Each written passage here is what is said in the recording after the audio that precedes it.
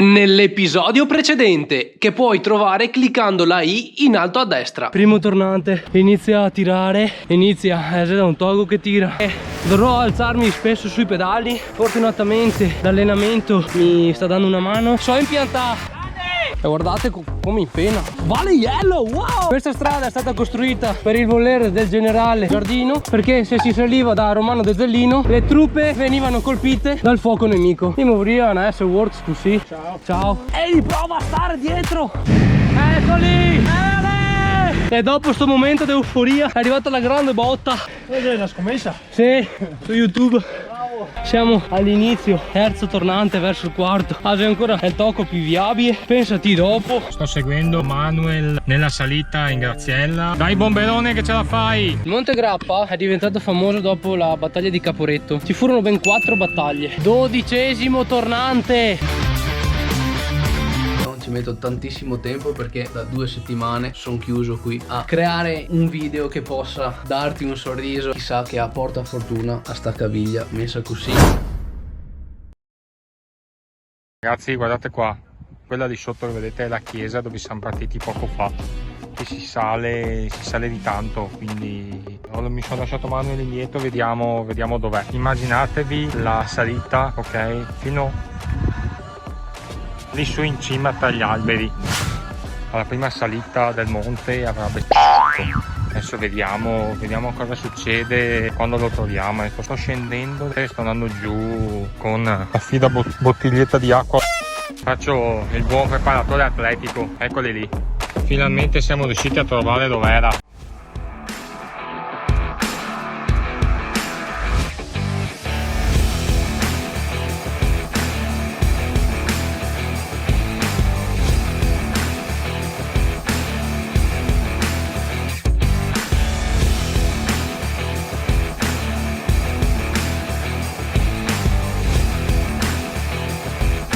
Grinta! A manetta, dai che andiamo!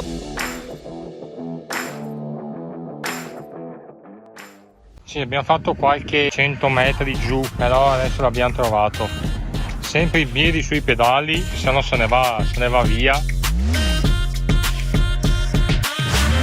Prendo 2 calcoli, proverò a farmi tutta la salita in piedi. Ah però!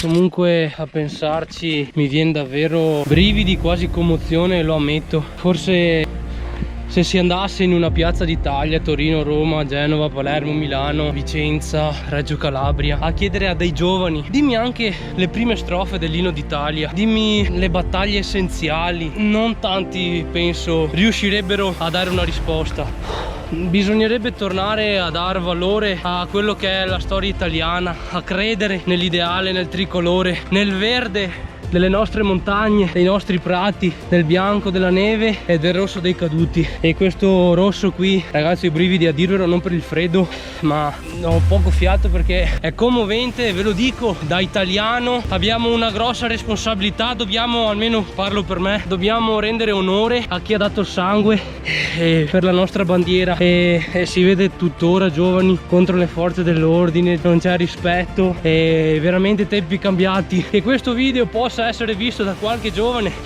da qualche ragazzo o ragazza che ha qualche anno meno di me e possa essere di buon auspicio. Italia 1!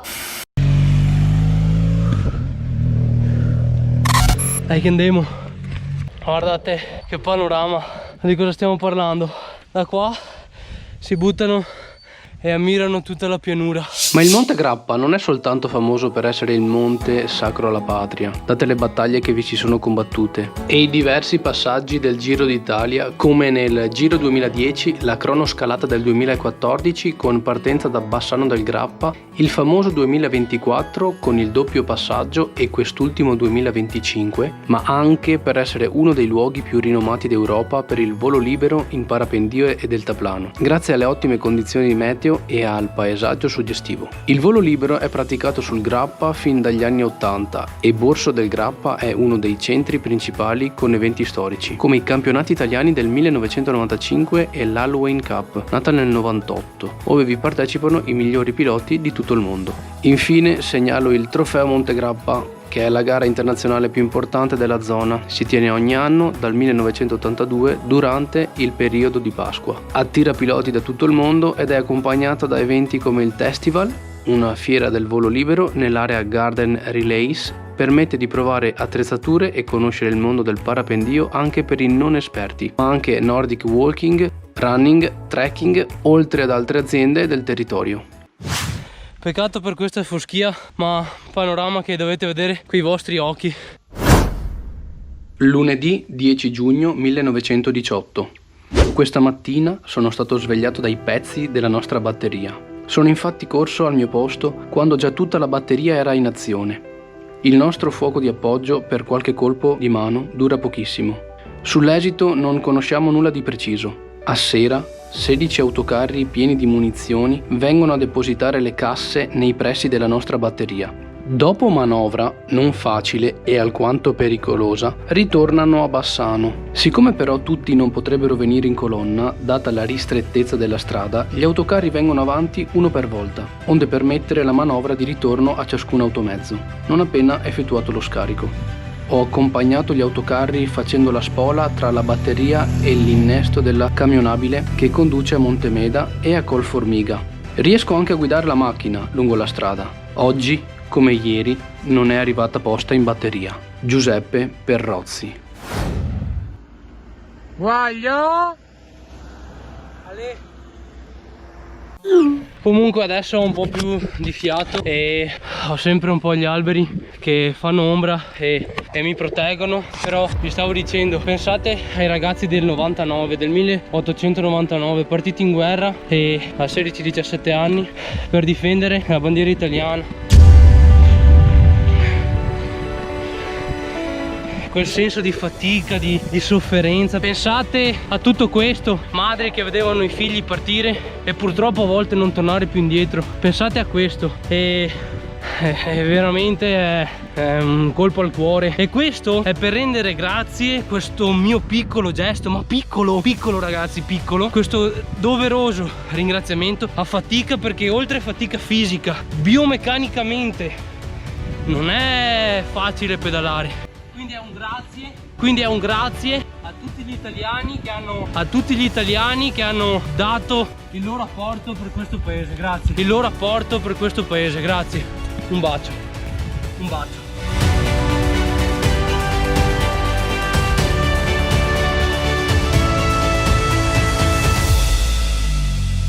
Dai. E ve ne racconto un'altra.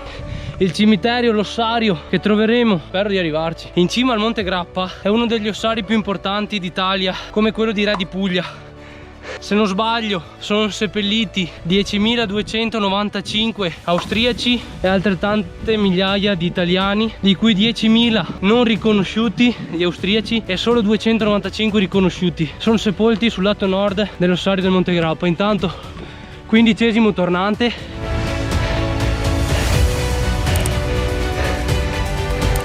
Sul lato sud invece sono sepolti i nostri connazionali, gli italiani. E pensatevi al fronte in trincea, la difficoltà non come adesso. Adesso si parla bene l'italiano, fortunatamente, ma il livello, scusate il termine, però devo usarlo, l'ignoranza che c'era all'epoca, non c'era un livello di studio come allora.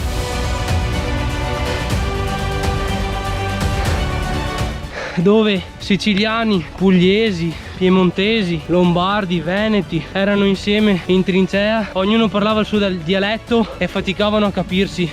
Pensate anche che difficoltà. La battaglia del solstizio, sabato 15 giugno 1918. Senza interruzione i nostri grossi calibri hanno rovesciato dalla mezzanotte alle 2 tonnellate di granate sul nemico. Sono le 3. Mi sveglio, sbottono la tenda e carponi, vado fuori all'aperto come un turiddu qualsiasi. La notte sul grappa è calma, il cielo è limpido. Ad un tratto vedo guizzare sul Piave delle vampe, che si moltiplicano in un istante. Poco dopo mi giunge l'eco brontolante del finimondo che succede laggiù.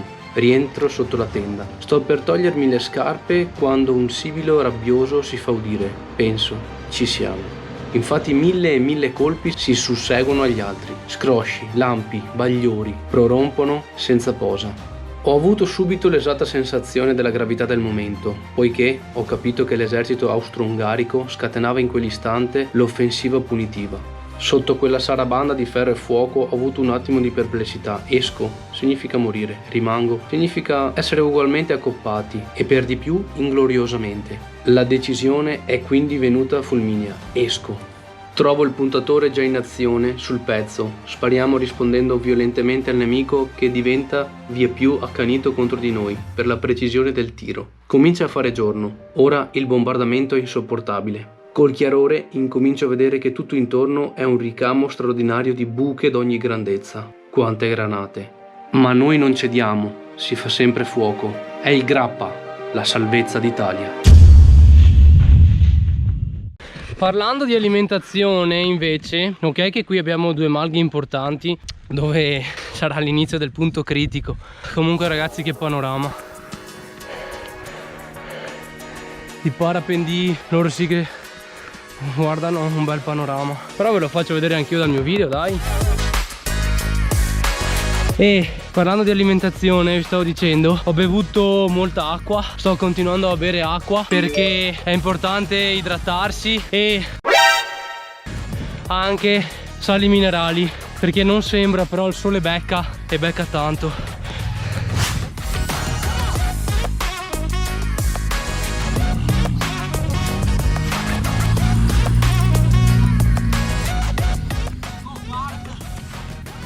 In big karting.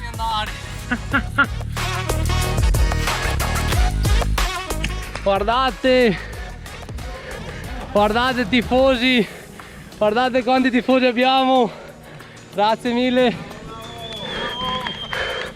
E vai, non si molla niente, mettete già like, iscrivetevi al canale, forza.